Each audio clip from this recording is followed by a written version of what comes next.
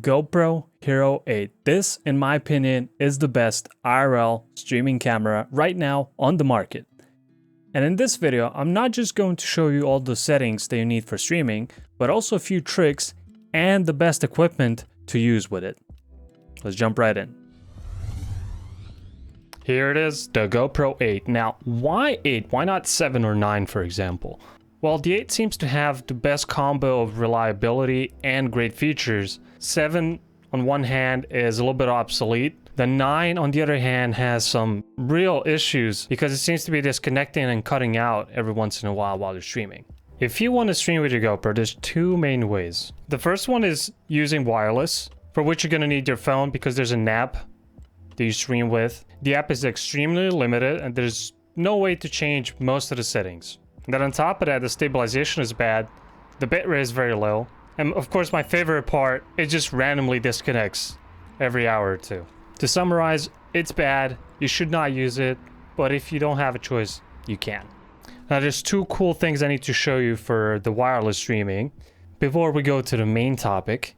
First, you want to take off the original battery cover hood and replace it with the Ulanzi G810. That one has a nice little cutout for charging with the USB-C cable. Now this is awesome because this enables you to still have your battery protected while charging, and this is a must if you want to stream with the wireless option. But if you don't want to have a cable attached to your GoPro at all times, you can use this other trick in which you do the hot swapping of batteries.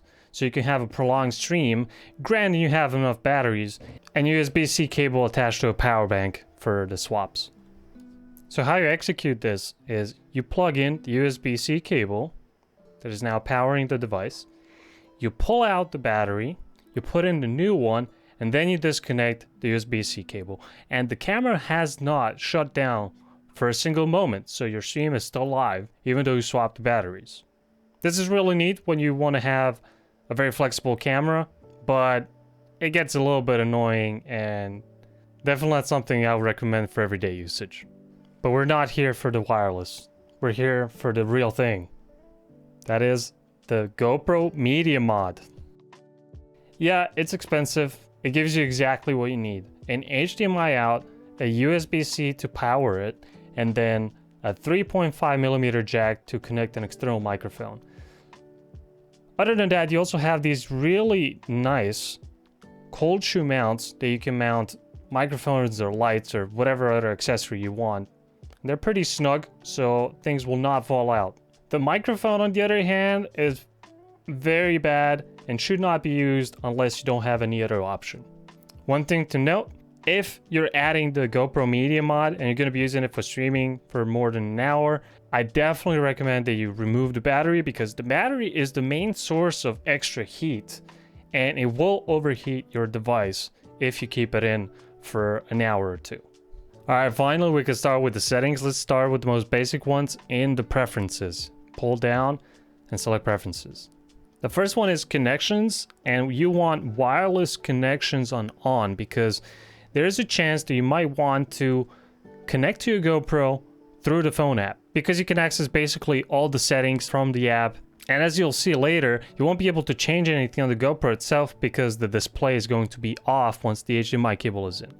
The second option is auto power off on never. You don't want this power saving option to kick in while HDMI is connected and streaming. So you want the GoPro to stay on at all times and only you can turn it off manually. And the third one is anti-flicker on 60 Hz because we're going to be building a 1080p 30 FPS stream. Okay, we can go ahead and make a new video profile down on the bottom, scroll to the bottom and click the plus sign. We want the mode to be video, resolution FPS 1080p 30. There is a way to get 60 FPS, but I will make another video because I'm a YouTuber.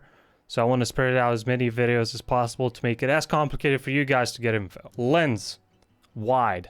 For the most part, you want to be using wide. There's only a few cases where you want to use super view, like on a bike in a city, potentially, or linear, where you're walking, you want it to be a little bit more zoomed in with a little bit more details. Again, for the most part, in IRL streaming, wide And I guess linear as well. You can play around with that. Hyper smooth. I always recommend using high. I feel like that is the best option. Boost will crop in too much and will not give you too much more stabilization. Okay, so Pro Tune settings, bitrate, we want standard. HDMI is locked on 1080p 30 and the bitrate is only for recording, so it's not affecting the stream. Shutter, we want on auto. White balance, you can leave it on auto unless you really know what you're trying to get with the image, but I think the GoPro does a decent job with auto balance, especially since you're going to be streaming for hours. The situation is going to be changing. ISO min at 100, ISO max, I would say put it on 400. Why? Because I personally don't like when the GoPro boosts the ISO too far up. It gets extremely grainy and it makes for unnatural image, especially at sunset. I'd rather have it a little bit more dark and represent it closer to what it is in real life than have it really boosted and looking really weird. Sharpness, I feel like is best on medium. Color, I would leave it on GoPro. I think the flat profile is only for recording and only when you want to color grade your footage later. But for live streams, it would be very hard to make flat work, so GoPro is the only other option. It does a decent job. Raw audio off, wind off if you're using an external microphone, and I guess you could leave it on auto if you're using the internal microphone. Mics, you can leave it on front, because if you plug in an external microphone, it's going to override that option. All right, now you got the settings down, but what other piece of equipment do you need to make all of this work? Now, for example, if you want to sound really good, I would definitely recommend getting Rode Wireless Go, either the first version or the second. On the right side, you have the receiver. On the left, you have the transmitter. You can use one of the cold shoe mounts to attach the Wireless Go and connect it to the 3.5mm. Don't worry about it falling off. It seems pretty tight and secure. This is basically what I use in every IRL setup that I do. Now, the transmitter you can use as a standalone microphone. You can clip it to your shirt. It does have a built-in microphone, but I would not recommend using it in IRL streams like that. So I would definitely recommend using a lavalier microphone like this lavalier Go. And if there's a lot of wind, you can put a dead kitten on top of it, and it really solves all those issues. This is crucial for any kind of action IRL streaming, like riding a bike. Cool, now you want to plug in the HDMI cable into this micro HDMI slot. And I recommend you get one of these cables, HDMI into micro HDMI.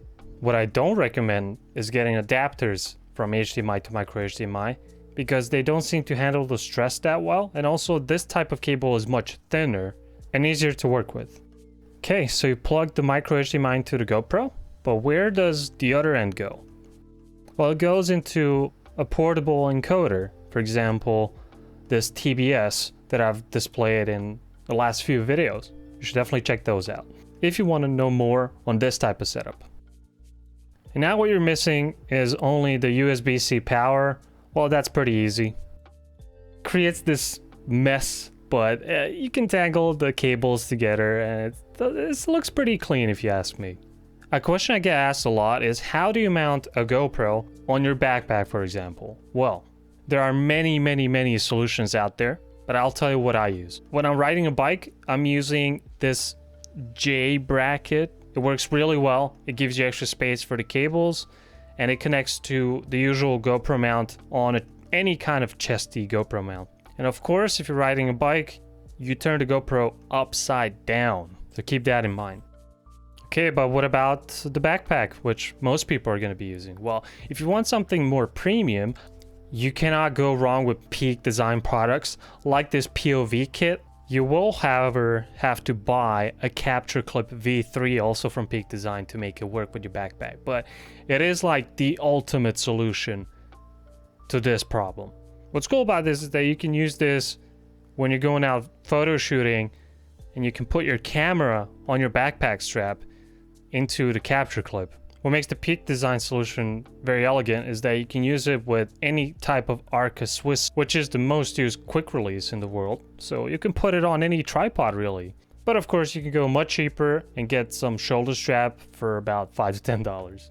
Alright, this is the last piece of information that you need, probably the most critical one. Once you connect the HDMI in and your GoPro is turned on, you will notice that you lose your back screen. You have no preview anymore. The only preview you have is inside the encoder or inside your OBS window.